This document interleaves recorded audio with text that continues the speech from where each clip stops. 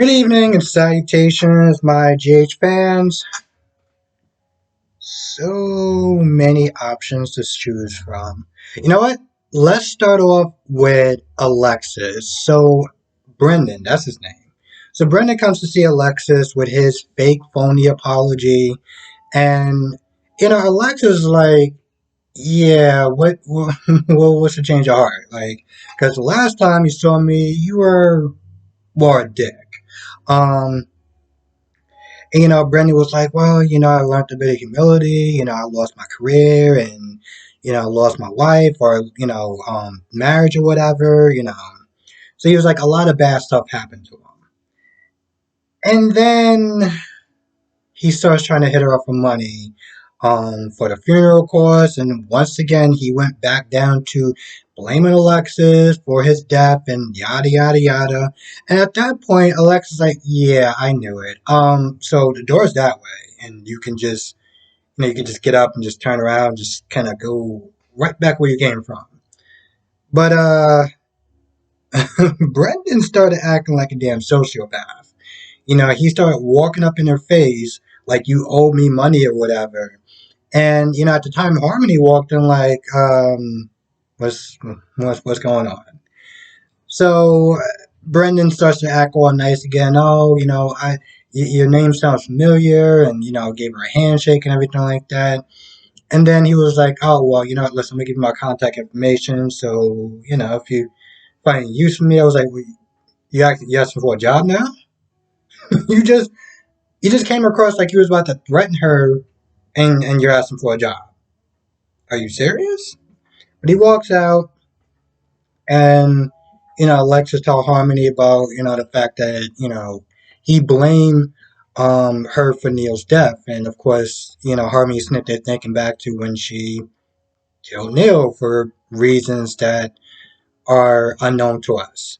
So Harmony's like listen, let's just leave or whatever, and they both leave, but Harmony says that she dropped her phone or something like that. She goes back to go and get in, and once again she thinks about the fact that, well, she killed Neil. I'm I think everyone's not there wondering at this point why. Now Harmony was with Nina, and once again Nina reminds me of why well, Nina reminded me of why I couldn't stand her. Why I actually had such hatred towards the character. Okay, maybe hatred is kind of a strong word. Why I had such a hatred. It's good. I can't find anything else. Hatred for such a character. Um, Nina was like, "So what happened? Did you talk to Willow? How did it go?" And Harmony was like, "Yeah, it didn't go well. She pretty much said no. So, and Nina was like, well, maybe you could sit there and try again. When she's not with Michael, and you know, work your magic, whatever, and let her see the light or whatever." So Harmony's like, yeah, she's kind of sticking to it. And at this point, Nina was like, well, see, this is why I never really liked her. She thinks about the fact that she was like, oh, well, see, this is why I never liked her from the get go, or something that she said. I was like, you sure you want to sit there and continue talking like this to her mother's face? You think that's a good idea? And of course, she brings back the time of when Willow had to sit there and discipline Charlotte. And she was like, oh, well, I knew I had problems with her then. I was like, by problems, you mean trying to get her fired. And I was like, right then and there, it reminded me of why I couldn't stand her from Jump. And of course, after that, she started continuing trash talking her. And I was just like, man, your privilege is just really showing, sweetheart. It just, ugh. I'm not gonna lie, I'm surprised Harmony wasn't more angry with her, especially the way she was there talking about Willow. Like she was just kind of taking a lot of stuff in stride, and I was like, really? Because if anybody else is there and you talk about their daughter that way, they would have had to sit there and want to breaking up a fight at that point. But Anyway, she continues to trash talk her, and then she's all like, "Oh well, he's my last connection to my daughter," and I'm like, "You do realize that he's not property, right? Like you're not doing this because you actually want to be in his life." I'm pretty sure on some level she probably does, but just the way that every time she keeps talking about him, it's more of a possession, like a way to sit there and undo the wrongs or whatever that you couldn't do when Nell was alive. And my whole thing is like, instead of trying to make this about your last connection to your dead daughter, why don't you just make this about the fact that you want to be in his life and you love him for who he is, not just the fact that he's connected to Nell. A lot of times she start off with that sentence when she gets really worked up. And in that moment, she really kind of shows her true colors. So even the people who probably really like um, Nina can kind of look at that and be like, "You don't have good intentions. You're not doing this because you love him or you want to be with him. You're doing this because it's a connection to your daughter." So and of course at that point, Harmony leaves. Scott comes in, and Nina's like, "Yeah, well, listen, I want you to represent me." And Scott's like, "Really? Because I'm still feeling the verbal assault and your ungratefulness from when I tried to get you, when I got you out of trouble last time, and you were just hella ungrateful about it." So, he makes her grovel a little bit, and, I'm going to be honest, I loved every single minute of it.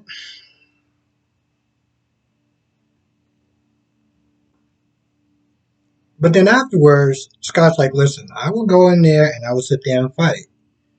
But you got this whole thing with Sonny going on, and if it really comes down to it, are you gonna sit there and kick him to the curb? Like, I'm going guns blazing, like no holds bar. You good with that? You good with kicking Sonny to the curb?" And of course, Nina is pretty much clinging to the fact that she feels she can have it all. She can sit there and be with Sonny and still go to war with Michael over Wiley. And Scott's like, "I don't really see that possible. I don't see that as a possible outcome."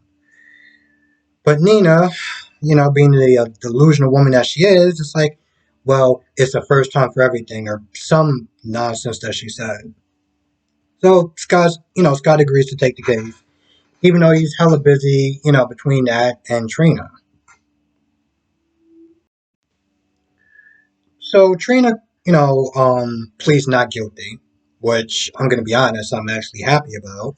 She pleads not guilty. The DA is all like, "Oh well, set her bond at some ridiculous price," and the judge is like, "No, she good.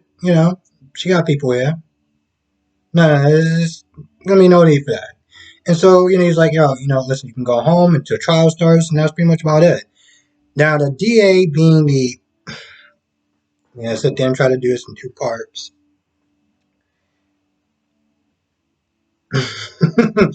After the DA was sitting there trying to go so hard on her, talking about, "Oh, well, she's going to go to jail for life, or this, that, and the third. I'm going to prosecute her and show justice for blah, blah, blah, blah, blah."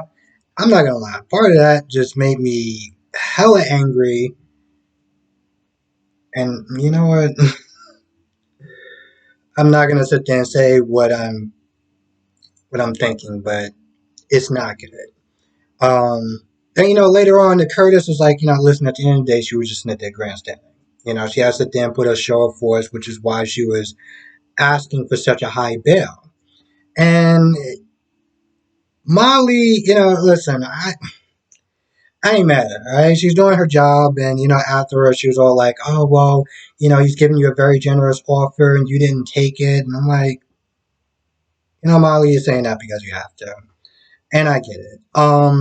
I don't know. I just the way she was sitting there going guns blazing on Trina, like, here's the thing: Trina is not like some sort of hardcore felon that was like smiling when she got to go home. She still looked like she was afraid and frightened. And so to have the DA come at her like that was like, You can just kind of fill in the blanks of what I'm thinking. Um, Afterwards, she goes home and, Curtis is like, maybe I could sit there and do some PI work and kind of, dig up some clues or whatever to help you out. And I'm like, that's a great idea. Maybe we should get started on that. And, he says some encouraging words and, Trina is kind of freaking out still, but, Portia's like, listen, we're going to get through this and yada, yada, yada. I'm just not there thinking, Curtis, are you actually going to, look for clues and things of that nature? Because, I mean, he did sit there and talk about the time he was dumpster diving with Drew when he was trying to find clues as far as what happened with Morgan. And I'm like, yeah, all that energy back there to sit there and get to the bottom of it and everything. Why don't you sit there and gather up that same energy and sit there and help out Trina? So now it's always good to sit there and see my man Stephen A. Smith there. So Brick is there, and Sonny more or less asked him to step up. Um, so he agrees to do it. He's also like, oh, we're gonna get somebody to try to find somebody for Jason's skill set. As I'm sitting there watching this today, watching Sonny asking Brick to step up to handle some of the operations that he doesn't normally do, or it's a big job, and the way he puts it is like it's meant for more than one person. Um, Really makes me sit there and think that Sonny's character sometimes you sit there and wonder how, at least the mob side of it, Jason handled a lot of the stuff that Sonny didn't do. Like when it came towards throwing hands and guns blazing, it was Jason. And as one of the things that he was talking about Mrs. Wu as far as having a right hand man. Now I don't see bricks in there going in guns blazing and stuff like that. So it makes me wonder just how Jason's presence is missed when it comes towards Sonny and the business. Half of Sonny's character is the mob life. This is what a lot of people love, and Jason not being there really puts a damper on that. And I guess we just totally forgot about the whole mystery player that's coming to Port Charles. It's going to be like a danger. I guess that just kind of went out the window when Steve is no longer on the show. But it just makes it feel so much more incomplete as far as Sonny and the mob life. Um, because he can sit there and try to talk a big game and everything like that, Mrs. Wu and anyone else, but it's like, all right, you have a couple of your little goon squads, but I mean, when they really came down to it, like Jason was the guy. You don't have it anymore. So I always sit there and wonder, like, how much slack are you going to be able to get away with? Um, moving forward if they decide to continue the mob stuff with Sonny. Now I know Maurice Bernard doesn't, he doesn't really like that side of it, but it's one of those things where it's like it's still tied to him, you know. And the thing about Jason, as far as his, being as far as like the mob and stuff like that, Jason was his own character. Yeah, he did the action stuff or whatever, but he was a great character that had a lot of different adventures and love and laugh and drama and stuff like that. And watching this scene and talking about Jason and saluting Jason and things of that nature, it was one of those things where it's like, it really shows you the level of incompletion or that hole that's left by Jason.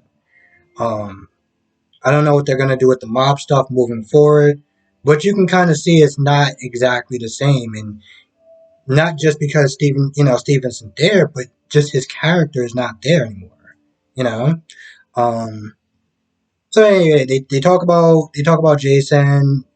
Brick's gonna step up. I don't know how much that means as far as what else he does.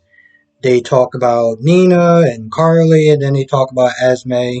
And Brick is like, I'm gonna get on that as far as trying to look out clues. I'm sitting there looking at this whole thing. I'm like, yo, Curtis, you might sit there and need Sam's help and Spinelli's help and a village to sit there and try to get Trina out of this mess because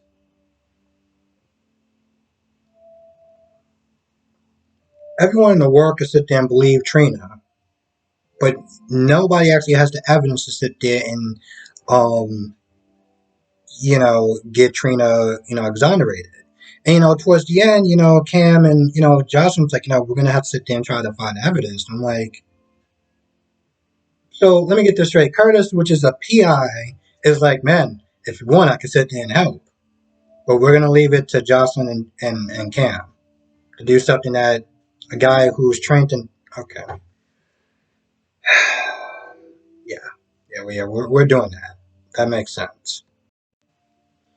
Um, so the beta comes in. Jesse Smart. I really don't feel like calling him by his name. I really feel like calling him a beta. And I'm not even going to call him a bottom feeder. We'll call him a beta. Comes in and he wants a scoop or whatever. And the one thing that he was there saying that I found kind of interesting was like, listen, if you can sit there and give me a scoop on, I don't like remember what, like if you give me a scoop, then, because, Jesse, I mean, is it Jesse or is it Small? Whatever his name is. Because I think, fumbling with my words for a minute. So Smart realized that, Josh and Cam didn't believe that Trina was behind it. And, he was like, so what do you think is behind it? He was like, listen, if you help me, I can help you. If you give me some story or whatever that can sit there and work for me, I can sit there and try to find out, I can dig up dirt on who you think is responsible for, setting up Trina. That is one of those things where it's like, listen, as much as I don't like you and can't stand you, and hell, I might even want to smack you, I feel like at this point, damn near any help is better than just whatever the hell that they're doing right now. I know, Scott is going to sit there and mount a defense. This DA, she wants a case. She wants to sit there and win a case. I'm like, maybe it could be kind of useful. I mean, listen, he's a beta, but even betas can sit there and come in handy every now and then. But Ava comes in, and Ava's like, yo, listen, kick rocks. And more or less, she kind of threatens her with the Second Amendment. Tells him to kick rocks, and, he storms off. And, after Ava talks to Jocelyn real quick, she leaves, and, that's when Jocelyn's like, all right, we're going to sit there and look for clues. And I'm like, I feel like so many other people should probably be doing that other than them, but, whatever. This is where we're going. And I've been combing over my notes for the past 2 minutes or so, and I'm just like, I feel like that's about it for the majority of the episode. I think I kind of covered it. So, with that being said, I'm going to go. I want to thank everyone for watching. Be safe. Let me know your thoughts in the comment section below. Have a great, safe weekend, and see you in the next video.